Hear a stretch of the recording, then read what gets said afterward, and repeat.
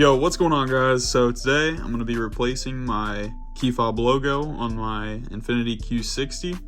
So as you can see, it's pretty busted up. I'm guessing the previous owner just was throwing it around, but I mean, it gets wear and tear. So the only real things you're going to need for this is your new logo right here. See, it's pretty shiny compared to this.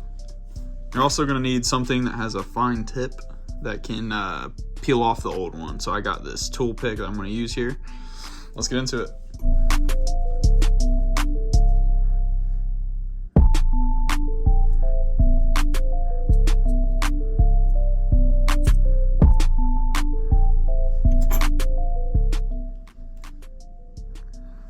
Alright, so now I'm taking it off, and as you can see, it's kind of dirty down there. So, I mean, you can go ahead and clean it. I wouldn't worry about the adhesive, since when you get a new logo, it should come with adhesive anyway.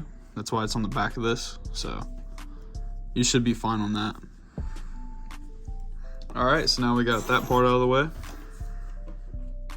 So I got this new logo off of eBay, and it was only $7 with shipping. So it's a pretty good deal. Might as well just go ahead and get yourself one.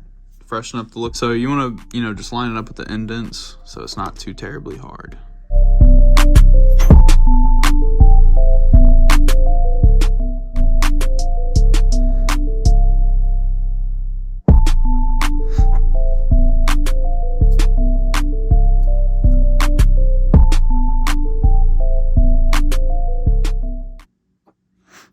Just make sure to get any extra adhesive off that you can see coming out so it doesn't look hillbilly.